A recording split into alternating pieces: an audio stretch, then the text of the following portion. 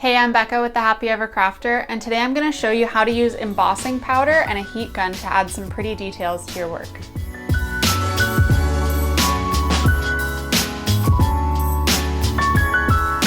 So let's talk about tools for all three techniques. For the first technique, I'm going to be using embossing powder. So there's a couple different brands of it that you can get. Most of them that I've found have been pretty good. My favorite so far is called Zing. It's hard to see that in the reflection, but Zing is a really good brand. And then you can also find some versions of it at Michael's that are just their Recollections brand, and they come in tons and tons of different colors. So for today, I'm going to be using the two Zing embossing powders. And then for the first technique, I'm going to be using these markers. So these are embossing markers. One is called a versamark, and this one is actually a brush tip. So that's useful. And then the other end is just a normal bullet tip. And then I have another version that's called Emboss It pen by Ranger. These are also good options, but the only reason that I have both is because these are only bullet tips. They are not brush pens. So you have to do faux calligraphy with those if that's what you're looking to do. So this is for technique number one. For technique number two, I'm going to be using a stamp and a versamark stamp pad. So this is actually the same sort of ink that's in those pens, but just in a stamp pad. So I'll link to that in the show notes. And then for that one, I'll also be using the same embossing powder. And for the third version, I'm going to be actually using just some embossing ink. This you can just buy in a bottle like this at Michael's, and it's just the same sticky ink that's in everything else. And a normal paintbrush. So this is a round paintbrush. This is Snap by Princeton. These are some of my favorite brush pens or brushes to do lettering with. And for all three, we're gonna need a heat gun. And so mine is called Recollections. It's also from Michael's, and I think it was probably around 30 bucks or something like that. For this first technique, I'm going to show you how to do your embossing on both white paper and black paper, so with different kinds of embossing ink. I'm going to do black on black just because I think it looks really cool, and a lot of people don't realize that that's something you can do. And then I'm going to do gold on the white. So first thing I'm going to do is use my black embossing pen. You can use the clear ones, but the black I find works better when you're using black embossing powder. And I'm just going to write a word.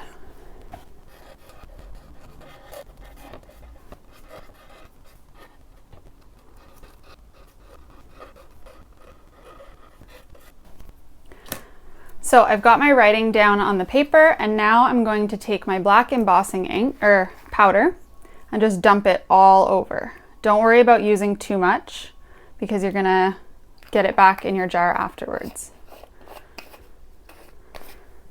Now, because this paper is not super flexible, I'm just going to grab a piece of printer paper and put it underneath and then dump off all the excess.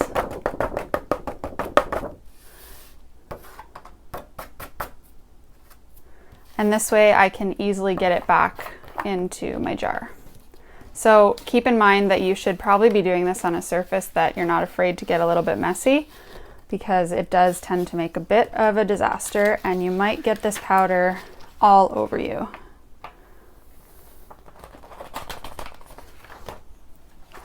So that's good enough for me. Now sometimes if you go back and look at your paper and you look nice and closely, you can see that there are little remnants of the powder around your letters. So this one's not too bad, but if you just go through and wipe off the excess with your finger, or you can use a little, like a stiffer paintbrush and go around it really precisely and get it off. But for now, this is fine for me. So now I'm gonna take my actual heat gun and I'm gonna turn it on and just go right over top.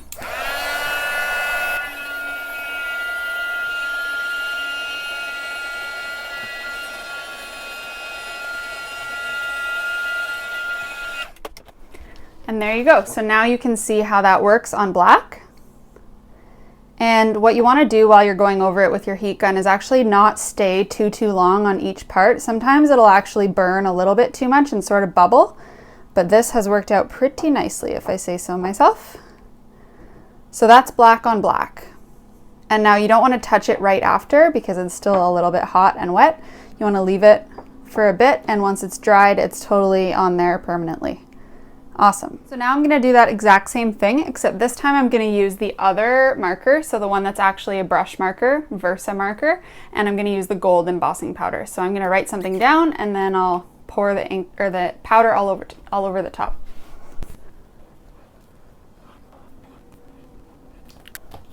So again, just grab the gold powder and you can pour it really liberally all over the whole thing.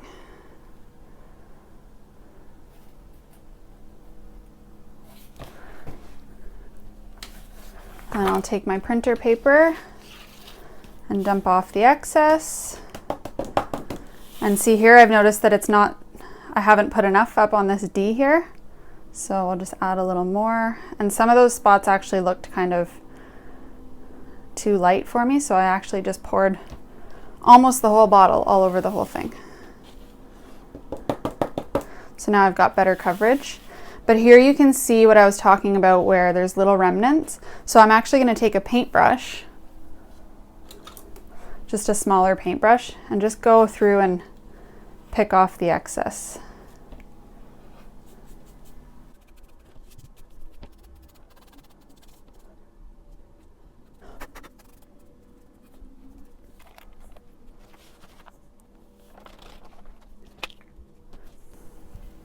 And now same thing, I'll just go over it with my heat gun.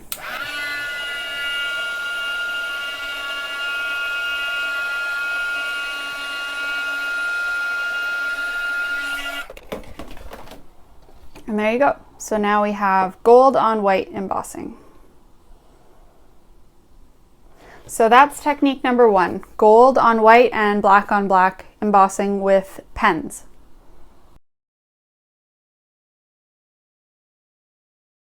For the second technique, I'm going to be using, again, gold embossing powder and now a stamp and this Versamark stamp pad. So this is pretty simple. Basically, all you're going to do is take your stamp and dip it in the stamp pad. You want to make sure that all of the raised stuff is nice and covered, and then stamp it on your page. And when you dump the embossing powder on top,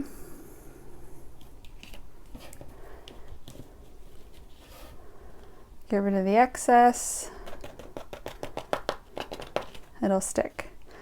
Now, sometimes you'll see stuff like this where it's a little bit too sensitive and it sticks. So I'll just go through again with my paintbrush, nice and gently, and try and get rid of some of this excess. Usually using stamps, you want to try and find ones that are a bit more forgiving. When it has a lot of small detail like this, it's kind of hard to get an accurate job with the powder.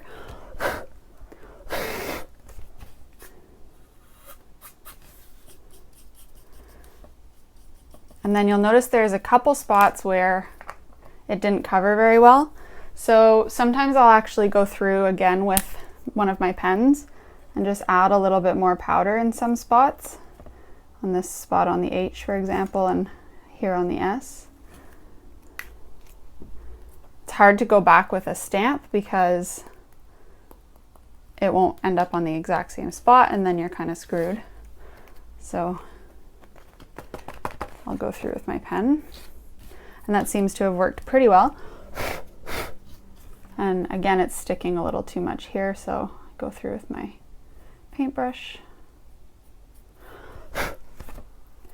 And now I'm ready to heat it up.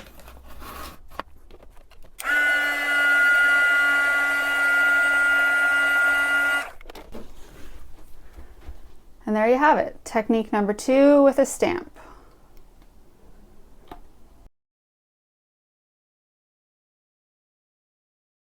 So this third technique kind of requires a little bit of knowledge with how to do lettering with a paintbrush, but basically you could do drawing and normal stuff with this as well. So I'm using this clear embossing ink bottle, and it's all sticky because it's spilled everywhere. And then I'm just using a round paintbrush, and this time I'm going to do it on some pretty pink paper. So I'll just go ahead and write my phrase or my word.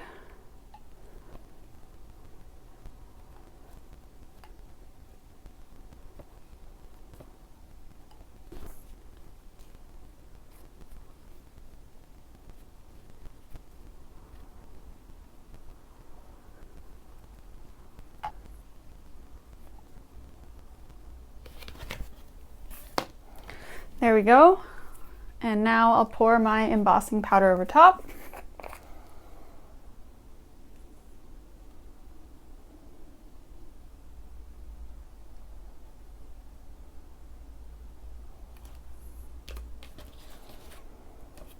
Take off the excess.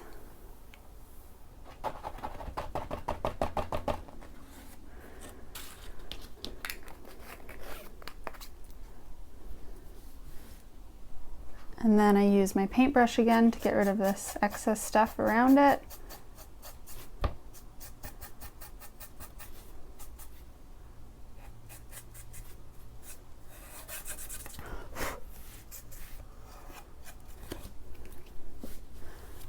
And the fun part, heat it up.